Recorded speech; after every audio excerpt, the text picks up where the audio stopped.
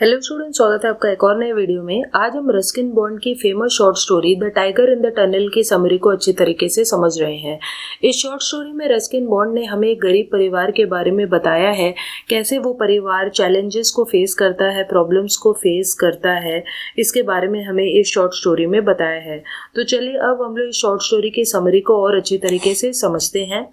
तो इस short story में एक इंडियन फैमिली के बारे में बताया गया है, कैसे वो लोग रियलिटी को फेस करते हैं। एक हम्बल एग्जिस्टेंस है उनका, यानी कि वो एक गरीब परिवार है, लेकिन फिर भी वो बड़े आदर से ऑनर के साथ रहते हैं और अपनी ड्यूटी को भी निभाते हैं। तो इस स्टोरी में एक टेम्बू नाम का लड़का है जो कि 12 साल का है। वो अपने पिता बलदेव और अपनी माँ और छोटी बहन के साथ रहता है। वो एक आदिवासी गांव में रहते हैं जो कि एक जंगल के पास है। और ये जो परिवार है वो बहुत ही एक मीगर सबसिस्टेंस, यानी कि बहुत ही गरीब परिवार है। और वो आसपास जो चावल के खेत हैं वहाँ से थोड़ा बहुत जो उन्हें खाना मिल जाता है उसी में वो अपना गुजर बसर करते हैं। और जो फील्ड है उससे जो खाना मिलता है वो बहुत कम होता है, लेकिन किसी भी तरीके से वो लोग रह रहे थे वहाँ पर। और ज़्यादा पैसे हासिल करने के लिए जो तेम्बू के पिता हैं बलदेव, वो एक वॉचमैन का काम करने लगते हैं एक रेलवे की पटरी के पास। और उन्हें वहीं के एक पास ही के रेलवे स्टेशन के पास काम मिल जाता है। और उनका काम ये होता है कि एक छोटे से हट में उन्हें बैठना होता है। उस हट के पास एक सुरंग होती है, एक टनल होता है, और उस टनल को एक पत्थर में काटकर बनाया गया था। तो बलदेव का काम ये था कि उन्हें हमेशा वहाँ का जो एक लैंप है उसे जलाए रखना है, सिग्नल लैंप, ताकि जो ट्रेन वगैरह है वो ठीक तरीके से गुजर सके और टनल में किसी भी तरह का ऑब्स्ट्रक्शन यानी पत्थर वगैरह ना पड़े हों, ताकि ट्रेन इजीली पास हो जाए और रुके नहीं। तो ये मेन काम होता है बलदेव का। और इसी काम में तेम्बू भी अपने पिता की मदद किया करता था कभी कभी। और वो उस हट में सो जाया करता था निगरानी रखने के लिए। तो एक रात वो देखता है कि उसके पिता जो हैं वो काम करने के लिए जा रहे हैं, सिग्नल लैंप को चेक करने के लिए जा रहे होते हैं। और वो कहता है कि मैं भी तुम्हारे साथ चलूंगा, लेकिन बलदेव कहता है कि तुम यहीं पर अपने हट में सो, तुम्हें जाने की क्या ज़रूरत है, क्योंकि यहाँ पर गर्माहट है, अच्छा है। और इसीलिए तुम यहीं पर सो, ऐसा बलदेव टेम्बू से कहते हैं। और वो टनल की तरफ जाने लगते हैं। और तब वहाँ पर बहुत ज़्यादा अंधेरा होता है और वो उन जानवरों के बारे में सोचने लगते हैं जो उन्हें रास्ते में मिल सकते हैं। और उन्हें लोगों की याद आती है, गांव वालों की, जो हमेशा कहानियां सुनाया करते थे एक टाइगर के बारे में, एक शेर के बारे में, जो कि एक मैन ईटर है जो इंसानों को भी खा लेता है। और उस एरिया में उस टाइगर को बहुत बार देखा भी गया था टनल के आसपास। तो बलदेव जो है, लेकिन उन्होंने कभी भी उस टाइगर को ना देखा था और ना ही कभी भी सुना था उसकी आवाज़ जब भी वो सिग्नल लैंप को चेक करने जाते थे। और वो ऐसा सोचते थे कि अगर टाइगर आ भी गया तो वो टाइगर को हैंडल खुद ही कर लेंगे, क्योंकि उनके पास तो एक वेपन भी था। तो उनके हाथ में एक छोटा सा एक्स था, यानी छोटी सी कुल्हाड़ी थी, और वो बहुत अच्छे तरीके से कुल्हाड़ी चलाना जानते थे। और ये जो कुल्हाड़ी थी वो बलदेव के पिता ने उन्हें दी थी, और इसीलिए वो उसे बड़ा संभाल कर रखा करते थे।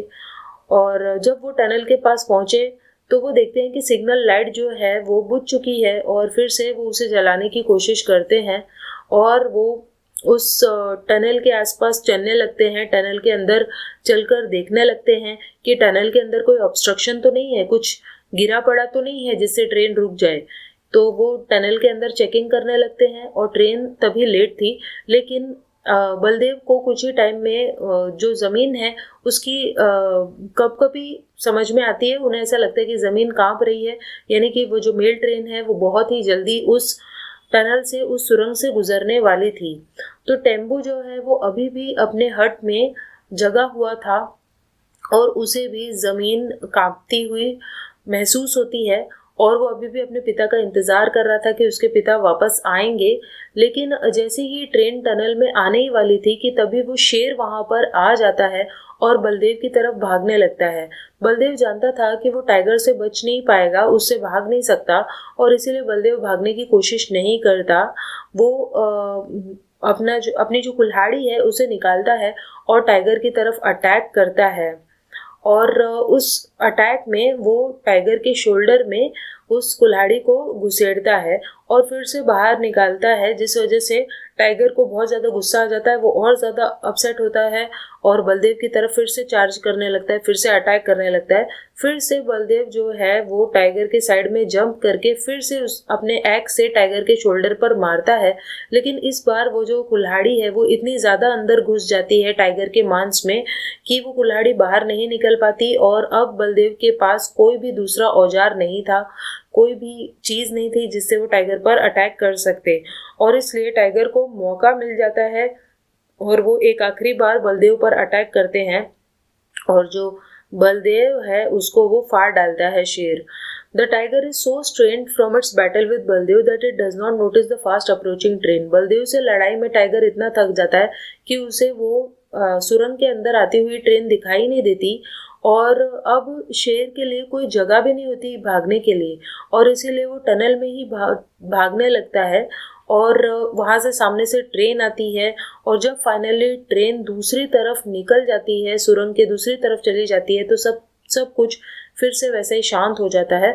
और जब ट्रेन का ड्राइवर हेड लैंप्स, सामने के ट्रेन के लैंप्स को चेक करता है, तो वो देखता है कि ट्रेन में उस शेर का आधा जो शरीर है, टाइगर का आधा शरीर है, वो अटका हुआ था। और तभी ड्राइवर को पता लगता है कि शायद ये जो टाइगर होगा वो सुरंग के अंदर था और वो ट्रेन के इंजन की वजह से कट गया होगा। और ट्रेन का जो ड्राइवर है वो शॉक हो जाता है ये सब देखकर। लेकिन उससे ज़्यादा जो शॉक है वो टेम्बू को लगता है, और टेम्बू टनल में पहुंचता है। वो देखता है कि उसके फादर वहाँ पे ज़ख्मी हालत में पड़े हुए थे, यानी वो मर चुके थे, और वो बहुत ज़्यादा रोने लगता है। और वो अपने पिता के शरीर के साथ रात भर वहीं पर रुकता है और जानवरों से उस मृत शरीर की रक्षा करता है, हाइना जैसे जानवरों से, ताकि कोई उसके पिता के शरीर को और ना खा जाए। अगले दिन टेम्बू की जो फैमिली है वो बहुत ज़्यादा दुख मनाती है बलदेव के गुजर जाने की वजह से, और अगले 2 दिन तक वो लोग रोते रहते हैं। फाइनली जब उनका दुख थोड़ा कम होता है तो टेम्बू अपने पिता की पोस्ट ले लेता है, यानी टेम्बू अपने फादर की जगह काम करने लगता है, क्योंकि उन्हें पैसों की ज़रूरत थी। और वो इस बात का ध्यान रखता है कि जो सिग्नल लाइट है वो हमेशा जलती रहे और टनल के अंदर कोई भी ऑब्स्ट्रक्शंस ना आए। तो जो रीडर है, यानी हम लोग जो इस कहानी को पढ़ रहे हैं, वो हमें समझ में आता है कि कैसे अब अपनी फैमिली को सेफ रखने की जिम्मेदारी और अपने फैमिली को आगे बढ़ाने की जिम्मेदारी टेम्बू के ऊपर आ जाती है। और टेम्बू इस बात से घबराता नहीं है, क्योंकि उसके पिता की कुल्हाड़ी अब टेम्बू के पास आ गई थी और टेम्बू को भी कुल्हाड़ी चलाना आता था। तो इस तरीके से बलदेव जो है उसे वो कुल्हाड़ी अपने पिता से मिली थी, और बलदेव के मरने के बाद वो कुल्हाड़ी टेम्बू को मिल जाती है, और यहीं पर जो कहानी है वो खत्म हो जाती है। आई होप आपको ये कहानी समझ में आई होगी। सो चलिए मिलते हैं नेक्स्ट वीडियो में, तब तक के लिए बाय।